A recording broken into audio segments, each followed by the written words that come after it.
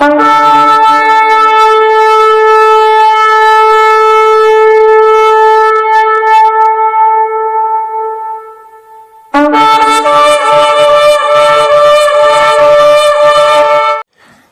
The lord ಪ್ರಿಯರೇ, ದೇವರ ಅತಿ ಪರಿಶುದ್ಧವಾದ ನಾಮಕ್ಕೆ ಸ್ತೋತ್ರವಾಗಲಿ.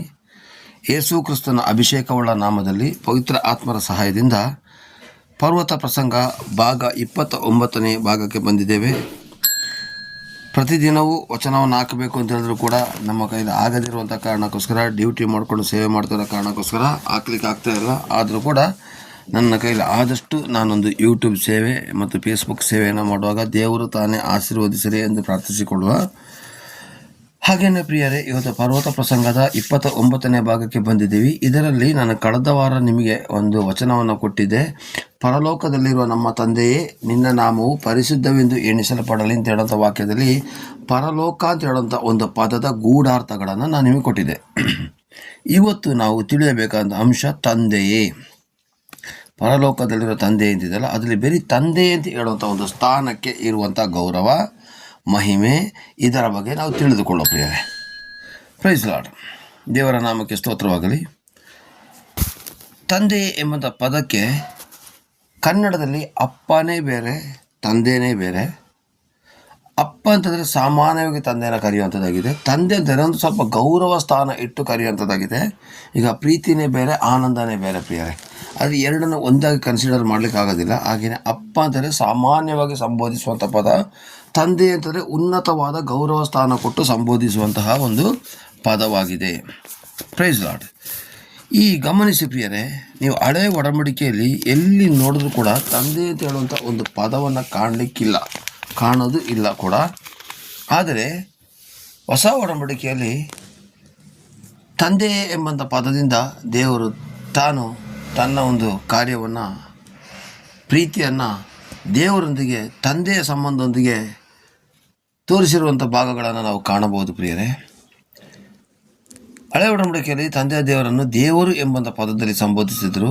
ಆದರೆ ಯೇಸು ಸ್ವಾಮಿ ಈ ಲೋಕಕ್ಕೆ ಜನಿಸಿ, ಜೀವಿಸಿ, ಸೇವಾ ಕಾರ್ಯ ಮಾಡಿ ಪರಲೋಕಕ್ಕೆ ಹೋಗುವಲ್ಲಿವರೆಗೂ ಕೂಡ ದೇವರು ಎಂಬಂಥ ಪದಗಳನ್ನು ಹೇಳದೆ ತಂದೆಯೇ ಹೇಳುವಂಥ ಒಂದು ಪದವನ್ನು ಅವರು ಬಳಸಿರುವುದನ್ನು ನಾವು ನೋಡ್ಬೋದು. ಅವರು ಹೊಸ ಒಡಂಬಡಿಕೆಯಲ್ಲಿ ಶಿಲುಬೆಯ ಮೇಲೆ ಮಾತ್ರ ಕೈ ಬಿಡಲ್ಪಟ್ಟಾಗ ನನ್ನ ದೇವರೇ ಏಕೆ ಕೈ ಬಿಟ್ಟಿದ್ದೆಂದು ಹೇಳಿದ್ದಾರೆ. ಆದರೆ ಬಾಕಿ ಇರುವ ಸಮಯದಲ್ಲೆಲ್ಲ ದೇವರು ಎಂದು ಕರೆಯದೆ ತಂದೆ ಮತ್ತು ಮಗನ ಸಂಬಂಧವನ್ನು ಈ ಲೋಕದ ಜನಗಳಿಗೆ ತೋರಿಸಿಕೊಟ್ರು ಪ್ರಿಯರೇ. ಇವತ್ತು ಕೂಡ ನಾವು ಯೇಸುವಿನ ಹಾಗೆ ಜೀವಿತ ಮಾಡದೆ ಆದರೆ ಪ್ರಿಯರೇ, ನಮ್ಮನ್ನು ಕೂಡ ದೇವರು ಭಕ್ತರ ರೂಪದಲ್ಲಿ ಕಾಣದೆ ತನ್ನ ಮಕ್ಕಳ ರೂಪದಲ್ಲಿ ಕಾಣ್ತಾರೆ ಪ್ರಿಯರೇ. ಅದಕ್ಕೆ ಸಾಕ್ಷಿಯಾಗಿ ಯೋಹಾನ 1:12 ನಾವು ತೆಗೆದುಕೊಳ್ಳುವ. ಇದರಲ್ಲಿ ಬರೆದಿದ್ದ ಪ್ರಿಯರೇ, ಯೋಹಾನ 1:12 ಯಾರ್ಯಾರು ಆತನನ್ನು ಅಂಗೀಕರಿಸಿದರೋ, ಆತನ ಹೆಸರಿನಲ್ಲಿ ನಂಬಿಕೆ ಇಟ್ಟರೋ ಅವರಿಗೆ ದೇವರ ಮಕ್ಕಳಾಗುವ ಅಧಿಕಾರವನ್ನು ಕೊಟ್ಟರು. ಬರೀ ಮಕ್ಕಳಾಗಿ ಮಾತ್ರ ಮಾಡಲಿಲ್ಲ, ಮಕ್ಕಳಾಗುವಂಥ ಒಂದು ಅಧಿಕಾರವನ್ನು ಕೊಟ್ಟರು. ಹಾಗಾದರೆ ನಾವು ಇವತ್ತು ಅಧಿಕಾರದಿಂದ ಹೇಳ್ಬೋದು, ನನ್ನ ತಂದೆ ಯೇಸು ಸ್ವಾಮಿ, ನನ್ನ ತಂದೆ ಪರಲೋಕದ ದೇವರು ಅಂತೇಳಿ ನಾವು ಎದೆ ತಟ್ಕೊಂಡು ಹೇಳ್ಬೋದು ಪ್ರಿಯರೇ. ಯಾಕೆಂದರೆ ಆಲ್ರೆಡಿ ಯೇಸು ಕ್ರಿಸ್ತನ ಬಂದ ಮೇಲೆ ಯೇಸು ಕ್ರಿಸ್ತನನ್ನು ಯಾರ್ಯಾರು ಅಂಗೀಕರಿಸ್ತಾರೋ, ಆತನ ಹೆಸರಿನ ಮೇಲೆ ಯಾರು ನಂಬಿಕೆ ಇಡ್ತಾರೋ ಅವರಿಗೆ ದೇವರ ಮಕ್ಕಳಾಗುವಂಥ ಅಧಿಕಾರ ಕೊಟ್ಟರು ಪ್ರಿಯರೇ. ಅಂದರೆ ರೋಮಪುರ 10ನೇ ಅಧ್ಯಾಯದಲ್ಲಿ ಬರೆದಾಗೆ ಯೇಸು ಸ್ವಾಮಿ ಮನುಷ್ಯರ ಕುಮಾರನಾಗಿ ಪರಲೋಕದಿಂದ ಬಂದು ಜೀವಿಸಿ ತನ್ನ ಸೇವಕರನ್ನು ತೀರಿಸಿ ಸತ್ತು 3 ದಿವಸ ಪರಲೋಕದ ತಂದೆ ಎಬ್ಬಿಸಿದಿರುವಂಥ ಯಾರ್ಯಾರು ನಂಬ್ತೀರೋ ಅವರಿಗೆಲ್ಲರಿಗೂ ಕೂಡ ದೇವರ ಮಕ್ಕಳಾಗುವಂಥ ಅಧಿಕಾರವನ್ನು ಕೊಟ್ಟಿದ್ದಾರೆ ಪ್ರಿಯರೇ. ಹಾಗಾದರೆ ನಾವು ಇವತ್ತು ಯಾರಾಗಿದ್ದೀವಿ? ದೇವರ ಮಕ್ಕಳ ಒಂದು ಸಂಬಂಧದಲ್ಲಿದ್ದೀವಿ. ಅಂದರೆ ದೇವರ ಸಂಬಂಧ ಕಟ್ಟಾಯಿತು, ತಂದೆಯ ಸಂಬಂಧ ನಮ್ಮ ಮೇಲೆ ಬಂದಿದೆ ಅಂತೇಳಿ ಅರ್ಥ. ತಂದೆ ಅಂದರೆ ಮಕ್ಕಳೊಂದಿಗೆ ಪ್ರೀತಿಯ ಸಂಬಂಧವನ್ನು ತೋರಿಸ್ತದೆ, ಅನ್ಯೋನ್ಯತೆಯ ಸಂಬಂಧವನ್ನು ತೋರಿಸ್ತದೆ. ದೇವರಾದರೆ ಎಲ್ಲೋ ಒಂದು ಕಡೆ ಡಿಸ್ಟೆನ್ಸ್ ಮೇಂಟೆನೆನ್ಸ್ ಮಾಡಿದಾಗೆ. ಆದರೆ ತಂದೆ ಅಂದರೆ ಅಂಥ ಒಂದು ಮುದ್ದಾದ ಅನುಭವ ಪ್ರಿಯರೇ. ಕನ್ನಡ ಭಾಷೆಯಲ್ಲಿ ನಾವು ಸಾಮಾನ್ಯವಾಗಿ ತಂದೆ ಅಂತ ಪದಕ್ಕೆ ಪೂಜನೀಯ ಸ್ಥಾನ ಕೊಡ್ತೀವಿ. ಅಪ್ಪ ಅಂತ ಪದವನ್ನು ನಾವು ಸಾಮಾನ್ಯವಾಗಿ ಕಾಣ್ತೀವಿ ಪ್ರಿಯರೇ. ಆದರೆ ತಂದೆ ಅಂದರೆ ವಿಶೇಷವಾದ ಗೌರವದಿಂದ ಕಾಣ್ತೀವಿ. ಅದರಿಂದಾಗಿ ವಿಶೇಷ ಗೌರವದ ತಂದೆ ಪರಲೋಕದ ತಂದೆ ಆಗಿದ್ದಾರೆ ಯೇಸು ಕ್ರಿಸ್ತನ ನಾಮದ ಮೂಲಕ. ಈ ಲೋಕದಲ್ಲಿ ಪಾಪಿಗಳಾಗಿರೋ ನಮ್ಮನ್ನು ಕೂಡ ದೇವರು ಪ್ರೀತಿಯಿಂದ ಮಕ್ಕಳಾಗಿ ಸ್ವೀಕರಿಸಿ ತಂದೆ ಅಂತ ಹೇಳುವಂಥ ಒಂದು ಭಾಗ್ಯವನ್ನು ಕೊಟ್ಟಿದ್ದಕ್ಕಾಗಿ ನಾವು ಸ್ತೋತ್ರ ಮಾಡೋಣ ಪ್ರಿಯರೇ. 1 ಯೋಹಾನ 3:1 ತೆಗೆದುಕೊಳ್ಳಿ, ಗಮನಿಸಿ ಪ್ರಿಯರೇ. 1 ಯೋಹಾನ 3:1 ದೇವರ ಮಕ್ಕಳೆಂಬ ಹೆಸರನ್ನು ನಮಗೆ ಕೊಡುವುದರಲ್ಲಿ ತಂದೆಯು ಎಂಥ ಪ್ರೀತಿಯನ್ನು ನಮ್ಮ ಮೇಲೆ ಇಟ್ಟಿದ್ದಾನೆ ನೋಡಿರಿ, ನಾವು ಆತನ ಮಕ್ಕಳಾಗಿದ್ದೇವೆ. ಈ ಕಾರಣದಿಂದ ಲೋಕವು ನಮ್ಮನ್ನು ತಿಳಿದುಕೊಳ್ಳುವುದಿಲ್ಲ. ಲೋಕ ನಮ್ಮನ್ನು ತಿಳಿದುಕೊಳ್ಳದಿದ್ದರೂ ಪರವಾಗಿಲ್ಲ, ಪರಲೋಕದ ದೇವರು ನಮ್ಮನ್ನು ತಂದೆಯ ಸ್ಥಾನದಲ್ಲಿ ಇದ್ದುಕೊಂಡು ಮಕ್ಕಳ ರೀತಿಯಲ್ಲಿ ನಮ್ಮನ್ನು ನೋಡ್ತಿದ್ದಾರಲ್ಲ, ಇದಕ್ಕಿಂತ ಭಾಗ್ಯ ನಮಗೆ ಯಾವುದು ಬೇಕಾಗಿಲ್ಲ ಪ್ರಿಯರೇ. ಯಾಕೆಂದರೆ ಪಾಪಿಗಳಾಗಿದ್ದಂಥ ನಮ್ಮನ್ನು, ತಪ್ಪಾಗಿ ನಡೀತಿದ್ದಂಥ ನಮ್ಮನ್ನು ದೇವರು ತಳ್ಳಿ ಬಿಡದೇ ಯೇಸು ಕ್ರಿಸ್ತನ ನಾಮದ ಮೂಲಕ ನಮ್ಮನ್ನು ಮಕ್ಕಳೇ ಅಂತ ಕರೆದಿರಬೇಕಾದ್ರೆ ನಾವು ಎಷ್ಟೊಂದು ಸಂತೋಷ ಪಡಬೇಕಲ್ಲ ಪ್ರಿಯರೇ. ಹಾಗಾದರೆ ಪ್ರಿಯರೇ, ನಾವು ಅಲ್ಲಿ ನೋಡಿ 3:1 ಚೆನ್ನಾಗಿ ಬರ್ತಿದೆ, ದೇವರ ಮಕ್ಕಳೆಂಬ ಹೆಸರನ್ನು ಕೊಡುವುದರಲ್ಲಿ ತಂದೆಯು ಎಂತಹ ಪ್ರೀತಿಯನ್ನು ನಮ್ಮ ಮೇಲೆ ಇಟ್ಟಿದ್ದಾರೆ ನೋಡಿರಿ. ದೇವರ ಮಕ್ಕಳು ಅಂತ ಹೇಳುವಂಥ ಒಂದು ಹೆಸರನ್ನು ಕೊಡಬೇಕಾದ್ರೆ ತಂದೆ ದೇವರು ಎಷ್ಟೊಂದು ಪ್ರೀತಿ ಇಟ್ಟಿದ್ದಾರೆ. ನಾವು ಪಾಪಿಗಳಾಗಿದ್ದೋ, ನಾವು ತಪ್ಪಾಗಿ ನಡೆದಿದ್ದೋ, ದೇವರಿಂದ ದೂರ ಆಗಿದ್ದರೂ ಕೂಡ ನಮ್ಮ ಮೇಲೆ ಎಷ್ಟು ಪ್ರೀತಿ ಇಟ್ಟಿದ್ದಾರೆ ನೋಡಿ. ಅದಕ್ಕೋಸ್ಕರ ಪ್ರಿಯರೇ, ನಾವು ಎದೆ ತಟ್ಕೊಂಡು ಹೇಳ್ಬೋದು, ನಮ್ಮ ತಂದೆ ಪರಲೋಕದಲ್ಲಿ ಇದ್ದಾರೆ. ಭೂಲೋಕದ ತಂದೆ ತಾಯಿಗಳು ಕೈ ಬಿಡಬಹುದು, ಆದರೆ ಪರಲೋಕದ ತಂದೆ ಯುಗ ಯುಗಾಂತರದವರೆಗೂ ನಿಮ್ಮ ಜೊತೆಯಲ್ಲಿ ಇರ್ತಾರೆ ಪ್ರಿಯರೇ. ಹಲ್ಲೆಲೂಯಾ. ಹಾಗೆಯೇ ರೋಮಪುರ 8:14-16 ನಾವು ನೋಡಿಕೊಳ್ಳುವ. ರೋಮಪುರ 8:14-16 ಅಂದರೆ ದೇವರ ಮಕ್ಕಳು ಅಂತ ಹೇಳ್ಬಿಟ್ರೆ ಚರ್ಚಿಗೆ ಬಂದವರೆಲ್ಲ ದೇವರ ಮಕ್ಕಳಲ್ಲ ಪ್ರಿಯರೇ. ಸುಮಾರು ಜನ ತಪ್ಪಾಗಿ ತಿಳ್ಕೊಬಿಟ್ಟಿದ್ದಾರೆ, ನಾನು ಹುಟ್ಟು ಕ್ರೈಸ್ತ, ನಾನು ಅಷ್ಟು ವರ್ಷದಿಂದ ರಕ್ಷಣೆ ಹೊಂದಿದ್ದೀನಿ, ನಾನು ದೇವರ ಮಗ ಅಂತ ತುಂಬ ಜನ ತಿಳ್ಕೊಳ್ತಾರೆ. ಇಲ್ಲ ಪ್ರಿಯರೇ, ದೇವರ ಮಕ್ಕಳಾಗಬೇಕಾದ್ರೆ ಆಗಲೇ ವಾಕ್ಯದಲ್ಲಿ ಹೇಳಿದಾಗೆ ಯೇಸು ಕ್ರಿಸ್ತನನ್ನು ಯಾರು ಅಂಗೀಕರಿಸ್ತಾರೋ, ಆತನ ಹೆಸರಿನ ಮೇಲೆ ನಂಬಿಕೆ ಇಡ್ತಾರೋ ಅವರಿಗೆ ದೇವರ ಮಕ್ಕಳಾಗೋದು ಅಧಿಕಾರ ಕೊಟ್ಟರು ಅಲ್ವಾ. ಏನು ನಂಬಿಕೆ ಇಡಬೇಕು, ಏನಂತ ಅಂಗೀಕರಿಸಬೇಕಾದ್ರೆ ಆತನು ಸತ್ತು 3 ದಿವಸ ಎದ್ದು ಬಂದು ನಮಗೆ ರಕ್ಷಕನು ಒಡೆಯನು ಆಗಿದ್ದಾನೆ ಅಂತ ಯಾರ್ಯಾರು ನಂಬ್ತಿರೋ, ಬಾಯಿಂದ ಅರಿಕೆ ಮಾಡ್ತಿರೋ ಅವರಿಗೆ ಮಾತ್ರ ರಕ್ಷಣೆ ಸೌಭಾಗ್ಯ, ಜೊತೆಗೆ ಮಕ್ಕಳಾಗುವಂಥ ಒಂದು ಅಧಿಕಾರ.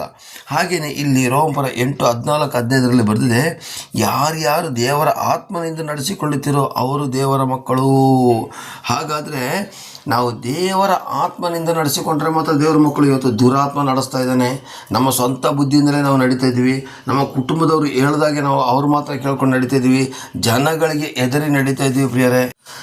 ಯೇಸು ಸ್ವಾಮಿ ಪವಿತ್ರಾತ್ಮ ನಮಗೆ ತುಂಬ ಉಪಕಾರ ಮಾಡಿದರೂ ಕೂಡ ಊರು ಯಜಮಾನರುಗಳು ಇವರಿಗೆ ಎದುರುಕೊಂಡು ನಾವು ಏನು ಮಾಡ್ತಾಯಿದ್ದೀವಿ ಗೊತ್ತಾ, ದೇವರ ಹೆಸರನ್ನೇ ಹೇಳಲಿಕ್ಕೆ ನಾವು ಮುಂದೆಟ್ಟು ಆಗ್ತಿದ್ದೀವಿ.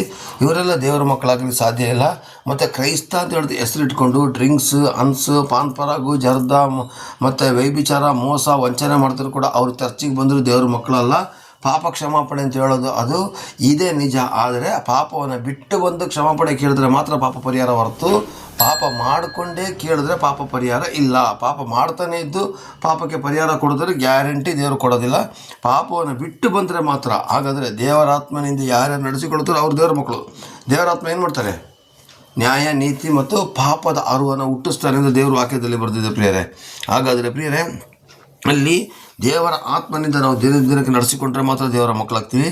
ನೀವು ತಿರುಗಿ ಭಯದಲ್ಲಿ ಬೀಳುವಾಗೆ ದಾಸನ ಭಾವವನ್ನು ಹೊಂದಿದವರಲ್ಲ, ಮಗನ ಭಾವವನ್ನು ಹೊಂದಿದವರಾಗಿದ್ದೀರಿ. 15ನೇ ವಾಕ್ಯ, ಅಂಥ ಭಾವದಿಂದ ನಾವು ದೇವರನ್ನು ಅಪ್ಪ, ತಂದೆ ಎಂದು ಕೂಗುತ್ತೇವೆ. ಅರ್ಥ ಆಗ್ತಾ ಇದೆಯಾ? ಅಲ್ಲಿ ಯೇಸು ಸ್ವಾಮಿ ಯಾಕೆ ಪರಲೋಕದಲ್ಲಿರೋ ನಮ್ಮ ತಂದೆಯೇ ಅಂತ ಹೇಳಿದ್ರೆ ನಮಗೆ ಪವಿತ್ರ ಆತ್ಮನ ಮೂಲಕ ಅಪ್ಪ, ತಂದೆ ಅಂತ ಕೂಗುವಂಥ ಭಾಗ್ಯವನ್ನು ಕೊಟ್ಟಿದ್ದಾರೆ. ಈಗ ಅವರು ದೇವರು ಅಲ್ಲ, ಅವರು ನಮ್ಮ ಅಪ್ಪ ಆಗಿದ್ದಾರೆ, ಅವರು ನಮ್ಮ ತಂದೆ ಆಗಿದ್ದಾರೆ, ನಾವು ಅವರ ಮಕ್ಕಳಾಗಿದ್ದೀವಿ. Hallelujah, hallelujah. ಯಾರಿಗೆಲ್ಲ ಪಾಪದಿಂದ ಬಿಡುಗಡೆ ಆಗಿಲ್ವೋ, ಯಾರೆಲ್ಲ ಇವತ್ತು ಪಾಪನ ಒಪ್ಕೊಳ್ಳಿಲ್ವೋ ಅವರಿಗೆ ದೇವರು ಓಕೆ. ಆದರೆ ನಮಗೆ ದೇವರೇ ಆಗಿದ್ದರೂ ಕೂಡ ಅವರು ನಮಗೆ ಅಪ್ಪ ಆಗಿದ್ದಾರೆ, ತಂದೆ ಆಗಿದ್ದಾರೆ. ಇದನ್ನು ನಾವು ಮರಿಬಾರ್ದು ಪ್ರಿಯರೇ. 16ನೇ ವಾಕ್ಯ, ನಾವು ದೇವರ ಮಕ್ಕಳಾಗಿದ್ದೇವೆ ಎಂದು ಪವಿತ್ರಾತ್ಮನೇ ನಮ್ಮ ಆತ್ಮದೊಂದಿಗೆ ಸಾಕ್ಷಿ ಹೇಳುತ್ತಾನೆ. ಹಾಗಾದರೆ ಪವಿತ್ರ ಆತ್ಮನ ಏನು ಮಾಡ್ತಾರೆ ಗೊತ್ತಾ, ನನ್ನ ಮಗ, ನನ್ನ ಮಗಳು ಅಂತೇಳಿ ತೋರಿಸಲಿಕ್ಕೆ ತಂದೆ ದೇವರಿಗೆ ತೋರಿಸ್ಕೊಡ್ತಾರಂತೆ. ಇವರು ದೇವರ ಒಂದು ಆತ್ಮನಿಂದ ನಡೆಸಲ್ಪಟ್ಟಿದ್ದಾನೆ, ಇವನು ದೇವರ ಮಗ, ನಿನ್ನ ಮಗ ಅಂತೇಳಿ ತೋರಿಸ್ತಾರಂತೆ. ಹಾಗಾದರೆ ದೇವರು ನಾವು ದೇವರ ಮಕ್ಕಳಾಗಿದ್ದೇವೆ ಅಂತ ಹೇಳೋದಕ್ಕೆ ಸಾಕ್ಷಿ ಪವಿತ್ರಾತ್ಮ ಕೊಡ್ತಾರೆ. ಅಪ್ಪ, ತಂದೆ ಅಂತ ಕೂಗುವಂಥ ಭಾಗ್ಯವನ್ನು ಕೂಡ ಪವಿತ್ರಾತ್ಮದಿಂದ ಕೊಟ್ಟಿದ್ದಾರೆ. ಹಾಗಾದರೆ ನಾವು ಕೊನೆಯದಾಗಿ ನಾವು ಹೇಳ್ತಿದ್ದೀವಿ ಪ್ರಿಯರೇ, ಪರಲೋಕದಲ್ಲಿರೋ ನಮ್ಮ ತಂದೆಯೇ ಅಂತ ಹೇಳುವಂಥ ಬಾಕಿದ್ರೆ ಆ ತಂದೆ ಅಂತ ಹೇಳುವಂಥ ಪದ ಹಳೆಯ ಒಡಂಬಡಿಕೆಯಲ್ಲಿ ತಂದೆ ಇರಲಿಲ್ಲ, ಬೇರೆ ದೇವರಿದ್ದರು. ಯಾಕೆಂದರೆ ಅಲ್ಲಿ ಶಾರೀರಿಕವಾದಂಥ ಆಶೀರ್ವಾದ, ಇಲ್ಲಿ ಆತ್ಮಿಕವಾದ ಆಶೀರ್ವಾದ ಇರುವಂಥ ಕಾರಣಕ್ಕೋಸ್ಕರ ನಾವು ಕೂಡ ದೇವರಾತ್ಮನಿಂದ ನಡೆಸಲ್ಪಟ್ಟು ಆ ತಂದೆಯ ಸೌಭಾಗ್ಯವನ್ನು ಪಡೆದಿದ್ದೀವಿ ಪ್ರಿಯರೇ. ಅದಕ್ಕೋಸ್ಕರ ನಾವು ಸ್ತೋತ್ರ ಮಾಡೋಣ. ಹಾಗಾದರೆ ನಾವು ಇವತ್ತು ಹೆಮ್ಮೆಯಿಂದ ಹೇಳುವ, ಭೂಲೋಕದಲ್ಲಿ ನಮ್ಮನ್ನು ಹುಟ್ಟಿಸಿರತಕ್ಕಂಥ ತಂದೆ ತಾಯಿಗಳು ಬೇರೆ ಯಾರೇ ಇದ್ದರೂ ಕೂಡ ನಮ್ಮನ್ನು ಸೃಷ್ಟಿ ಮಾಡಿದಂಥ ಒಬ್ಬ ತಂದೆ ಇದ್ದಾನೆ. ಆತನ ಮೂಲಕವಾಗಿ ಜೀವಿಸ್ತೇನೆ, ಆತನ ಮೂಲಕವಾಗಿ ಆಶೀರ್ವಾದ ಪಡೆದುಕೊಳ್ಳುತ್ತೇನೆ ಅಂತ ಹೇಳೋದ ಭಾವನೆಯೊಂದಿಗೆ ನಾವು ಜೀವಿಸೋ ಪ್ರಿಯರೇ. ದೇವರು ನಿಮ್ಮನ್ನು ಆಶೀರ್ವದಿಸಲಿ. ತಂದೆಯ ರೂಪದಲ್ಲಿ ಇನ್ನು ಮುಂದಕ್ಕೆ ನಮ್ಮ ಕುಟುಂಬದಲ್ಲಿ ಕಾಣಲ್ಪಡಲಿ ಪ್ರಿಯರೇ. ದೇವರ ಆತ್ಮನ ಕ್ರಿಯೆ ನಿಮ್ಮ ಕುಟುಂಬದಲ್ಲಿ ನಡೆಯಲ್ಪಡಲಿ. ಪರಲೋಕದ ತಂದೆಯ ಆಶೀರ್ವಾದ ಯೇಸುವಿನ ನಾಮದ ಮೂಲಕ ಪವಿತ್ರಾತ್ಮನ ಮೂಲಕ ನಮಗೆ ಬರಲಿ ಎಂದು ಪ್ರಾರ್ಥಿಸಿಕೊಳ್ಳುವ. ಆಮೇನ್, ಆಮೇನ್, ಆಮೇನ್. Price lord. ಒಳಗೆ ವಾಸಿಸುವ ಪವಿತ್ರಾತ್ಮನೇ, ಈ ದಿನ ನಿಶ್ಚಿತ್ತದಂತೆ ನಡೆಸಬೇಕಯ್ಯ.